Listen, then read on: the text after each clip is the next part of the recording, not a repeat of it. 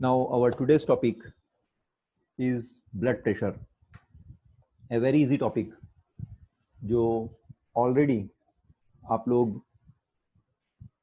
Family doctor के पास जब जाते हो मम्मी पापा के साथ में, तो कई बार डॉक्टर्स ने भी आपको कहा होगा कि ब्लड प्रेशर चेक करना है, ब्लड प्रेशर हाई हो गया है, ब्लड प्रेशर लो हो गया है.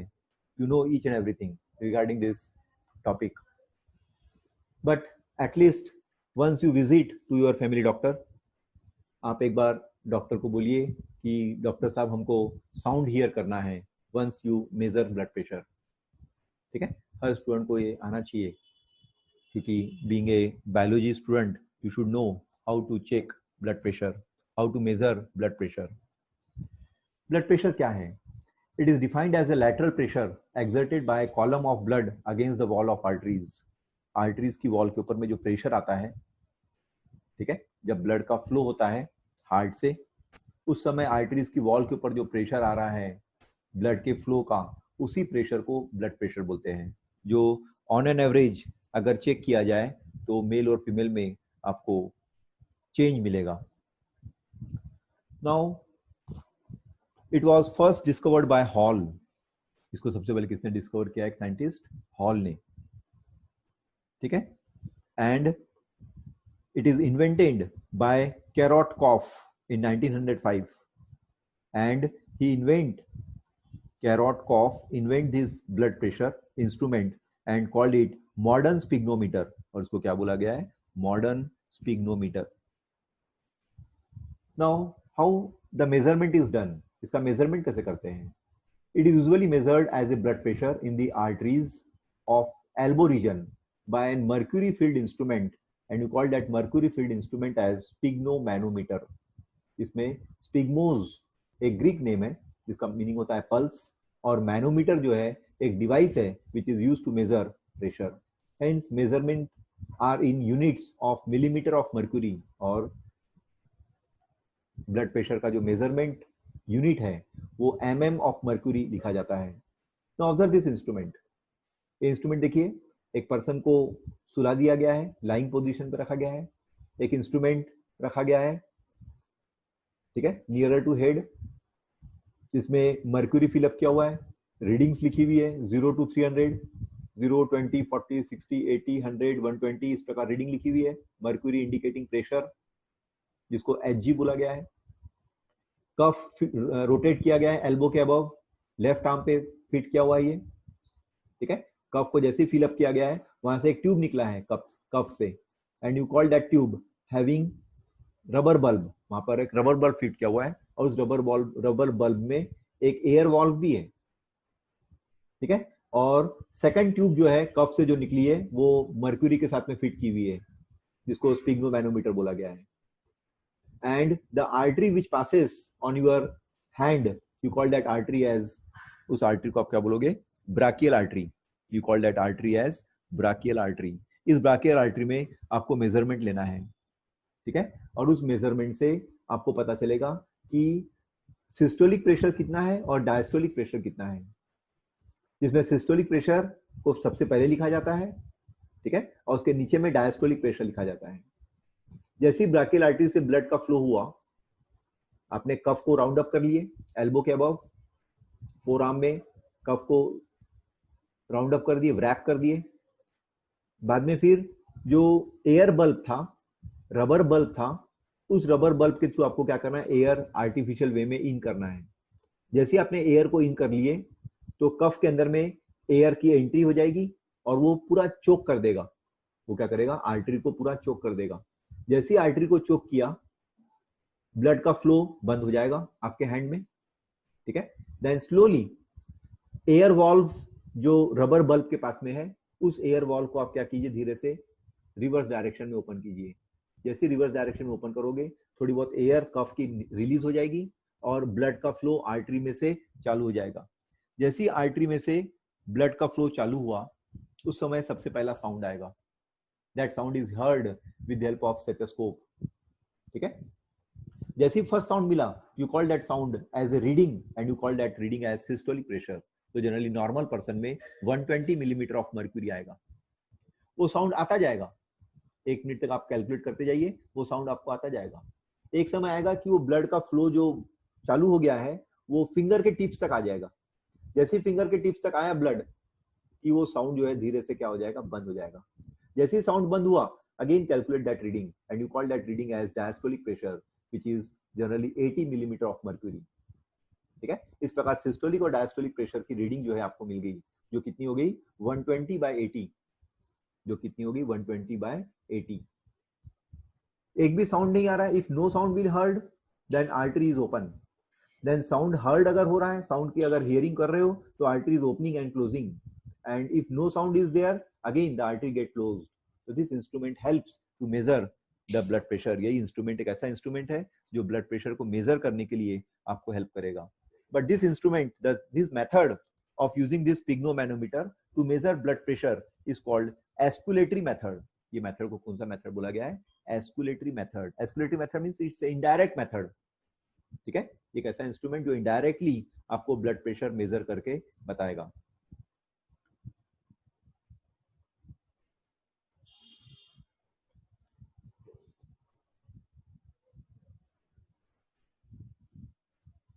Now when you observe this blood pressure, जिसको बीपी बोलेंगे अपन, ठीक है।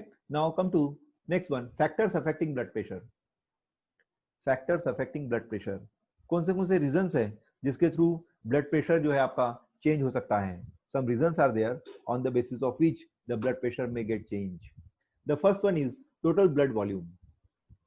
आपके बॉडी में टोटल ब्लड की क्वांटिटी कितनी है? Second one is cardiac output. Third one is viscosity of blood. Fourth one is physiological factors, body में इरेगुलरिटी है मेटाबॉलिज्म में। Then neuro endocrine system, some special hormones which are prepared, they also disturb your blood pressure. Peripheral resistance, elasticity of arteries, and venous return. Venous return means amount of blood brought to the heart via veins per unit time is called venous return, and it is directly proportional to blood pressure। और किससे related है ये? Blood pressure से related है। अगर ये सब activity में अगर कहीं पर भी कोई प्रॉब्लम क्रिएट होता है तो अपने आप आपका ब्लड प्रेशर जो है वो अफेक्ट करेगा। इट में बी हाई और इट में बी लो। इसलिए नॉर्मल कार्डिक आउटपुट जो है वो 5 लीटर्स पर मिनट रहना चाहिए। इंक्रीज इन कार्डिक आउटपुट हो रहा है तो सिस्टोलिक प्रेशर जो है इंक्रीज हो जाएगा। पेरिफेरल रेजिस्टेंस जो है वो भी डिपेंड करता है कि आपकी ब्लड वेसल्स का डायमीटर कितना है। डिक्रीज अगर हो रहा है डायमीटर तो आर्टेरियोल्स और कैपिलरीज जो है अफेक्ट करेगा। Vasoconstrictor, vasopressin, ADH hormone peripheral resistance maintain नहीं रख पाएगा। And even there may be blood loss in accidents। blood loss अगर होता है accidents में तो it also decreases your blood volume and thus there is change in your blood pressure। तो इस प्रकार कई reasons है जो blood pressure को आपके change करवा देगा। इसलिए regularly after the age of 30-35 years you want to check your blood pressure। हमेशा आपको क्या करना है? आपका blood pressure जो है वो check करते रहना है। Now some reasons are there। There are two main causes of blood pressure। blood pressure जो है some factors are there and that factors, various factors that affects blood pressure। it may be cardiac output, upon discuss किए, peripheral resistance, blood volume, length and diameter of blood vessel, viscosity of blood, even including age also, gender, male है कि female है, venous return, आप sleeping mode में हो, emotional हो, exercise कर रहे हो या एंजाइटी में हो। Yes, these are all factors which may change your BP. जो आपका बीपी जो है कभी भी बदल सकता है। ठीक है, even if you observe this blood pressure, there is a difference in blood pressure. Systolic और डायस्टोलिक प्रेशर जो अपन ने डिस्कस किए 120/80, इसमें अगर डिफरेंस अगर आप कैलकुलेट करते हो सिस्टोलिक प्रेशर और diastolic pressure, you call that pressure as pulse pressure. और normally it is 40 mm of mercury. जो नॉर्मली कितना रहता है? 40 millimeter of mercury. Now come to next topic. Two type of blood pressures are measured। one is hypotension and one is hypertension। hyper means high blood pressure and hypotension means low blood pressure। come to first topic called hypertension। देखिए, परिवार में भी आप check कीजिए, mummy papa को, दादा दादी को पूछिए, कोई ना कोई आपको पेशेंट मिलेगा घर में जो हाइपरटेंशन का पेशेंट है या हाइपोटेंशन का पेशेंट है। ठीक है, कैसे चेक करते हैं? बराबर फैमिली डॉक्टर से मिलकर आप डायग्नोस कीजिए, चेक कीजिए, even at least you should hear sound. Hypertension एक ऐसा फिनोमिना जिसमें सिस्टोलिक प्रेशर 120 के अबव हो जाएगा, 130, 140, 150 अगर हो रहा है, यू कॉल इट हाइपरटेंशन। और डायस्टोलिक प्रेशर जो 80 था वो 90 और 100 अगर होता है तो you call that disease as hypertension. Even you call that hypertension disease as silent killer, जो बहुत खतरा है। रेगुलरली बीपी चेक करते रहना चाहिए, रेगुलरली मेडिसिन जो है प्रिस्क्राइब किया डॉक्टर ने वो लेना चाहिए, ठीक है। Some reasons are there why the hypertension occur, उस पेशेंट को हाइपरटेंशन क्यों हुआ, उसके कुछ रीजंस हैं। यू शुड नो रेगुलरली, आपको बराबर मालूम रहना चाहिए कि वो रीजंस बराबर आपके पास आपके इसमें हो रहा है कि नहीं हो रहा है। पहला हेरिडिटी, आप चेक कीजिए पारिवारिक मैटरनल पैटर्नल साइड से किसी को हाइपरटेंशन है क्या। Second, high intake of salt, diet में आप देखिए सॉल्ट इंटेक ज्यादा है क्या। एक्सेसिव स्मोकिंग, फिजिकल और इमोशनल स्ट्रेस, वर्किंग जो आपका हो रहा है तो काफी स्ट्रेस में हो रहा है। ओबेसिटी, मोटापा है क्या। Excessive fat which results to fatty deposits in inner wall of arteries in old age, which you call atherosclerosis, causing loss of elasticity of arteries, जिससे arteries की elasticity जो है कम हो जाएगी, and you call it arteriosclerosis। देखिए दो word है यहाँ पर, atherosclerosis और arteriosclerosis। Then kidney disease may occur, you call it renal failure, जिसको आप क्या बोल सकते हो, renal failure, due to increased secretion of renin, epinephrine और एल्डोस्टेरॉन। हार्मोनल इम्बैलेंस हुआ है, इसलिए भी आपको हाई ब्लड प्रेशर रहता है। तो एटलीस्ट पेशेंट को मालूम रहना चाहिए, डॉक्टर चेक करके बता देना चाहिए कि ऐसा क्यों हुआ है। तो व्हाट आर द सिम्टम्स, जो हाइपरटेंशन का पेशेंट है जिसका ब्लड प्रेशर हमेशा ज्यादा रहता है, 140/90 रहता है, 150/100 रहता है, ऐसे पेशेंट्स की बॉडी में आपको क्या सिम्टम्स दिखेंगे, विच यू कॉल लक्षण। First one is throbbing of head, forehead, or you may call thrombing forehead, or headache, means increased blood flow। आपके हेड में ब्लड का फ्लो इतना ज्यादा बढ़ जाएगा कि ऐसा लगेगा कि आपके हेड को कोई नॉक कर रहा है। Excessive sweating, palpitation of heart, आपको महसूस होगा कि आपकी धड़कन जो है अचानक बढ़ गई है। Dizziness and exhaustion, which you called exertion, अगर ज्यादा हो रहा है तो भी समझा जाएगा कि आप जो है बीपी के पेशेंट हो, हाइपर बीपी है आपका, आप हाइपरटेंशन में जिंदगी जी रहे हो। Now if you can't check regularly your blood pressure and you are always of hypertension disease person, then some complications may come after completing 5 years, 6 years और 8 years of age। 8-10 साल बाद अगर हाइपरटेंशन आपका कंट्रोल में नहीं आ पा रहा है तो कुछ कॉम्प्लिकेशंस आ सकते हैं। पहला हार्ट अटैक आ सकता है, जिसको मायोकार्डियल इन्फ्रेक्शन बोला गया है, अपन ने पहले ही डिस्कस कर चुके हैं। Hypertension is nothing but a type of silent killer, पता ही नहीं चलेगा कि कब देहांत हो गया। Then stroke which results to paralysis, cerebrovascular accidents, कभी भी ब्रेन में ब्लड चोक हो जाना, ब्लड से हेमरेज हो जाना। किडनी फेल्यूर, जिसको नेफ्राइटिस बोला जाएगा, and rupturing of blood vessels of eyes causing to blindness. ठीक है, अचानक आंखों से दिखना जो है बंद हो जाएगा। अचानक अगर आंखों से दिखना बंद हो रहा है तो भी बोला जाएगा it causes blindness. So these are the main reasons which decides the complications of heart. Then come to low blood pressure, which you called hypotension. Normal blood pressure का वॉल्यूम था, वैल्यू था 120/80, ठीक है।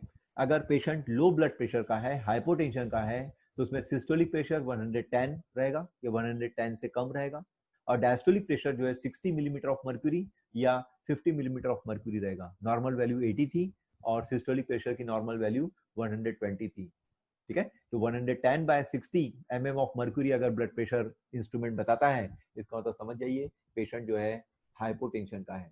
अब हाइपोटेंशन पेशेंट क्यों develop हुआ, what are the causes? The first cause is chronic anaemia, blood volume जो है बॉडी में कम है। Disorders of nerves, neuropathy. Disorders of hormone, hypothyroidism, जो डेवलपमेंट होना चाहिए हार्मोन्स का, उतना हार्मोन्स का डेवलपमेंट नहीं हो पा रहा है। न्यूरोट्रांसमीटर जो हार्मोन्स बनना चाहिए वो भी उतने डेवलप नहीं हो पा रहे हैं। And sometime there may be chances of tuberculosis और कैंसर, और ट्यूबरक्लोसिस या कैंसर जैसी डिसीज भी अगर आपको है तो आपका हमेशा ब्लड प्रेशर जो है वो लो रहेगा। 110/60, 100/50 इस प्रकार की अगर रीडिंग बताता है इंस्ट्रूमेंट स्पिग्नोमैनोमीटर, तो you are a patient of hypotension. Complications क्या आएंगे? लो ब्लड प्रेशर के पेशेंट में कॉम्प्लिकेशंस आते हैं गिडीनेस, जिसको आप चक्कर आना बोलोगे, एंड syncope which is generally called temporary loss of consciousness, जिसको क्या बोला जाएगा? temporary loss of consciousness. if these phenomena are observed, ये अगर फिनोमिना जो है बॉडी में अगर देखने को मिलती है तो समझा जाएगा कि सही में रियली पेशेंट जो है वो ब्लड प्रेशर का पेशेंट तैयार हो गया है। अब यहाँ जो इंस्ट्रूमेंट के थ्रू जो प्रेशर इंडिकेट करते हैं मैनोमीटर में, उसको सिस्टोलिक प्रेशर बोलते हैं, डायस्टोलिक प्रेशर बोलते हैं, और जो साउंड हर्ड होता है during measurement of blood pressure are called as Korotkoff sound. वो साउंड को क्या नाम दिया गया है? Korotkoff sound. ठीक है, जो नॉर्मल वे में ब्लड प्रेशर को चेक करने के लिए, डिटेक्ट करने के लिए हेल्प करता है। So these are the reasons so that we can study the blood pressure.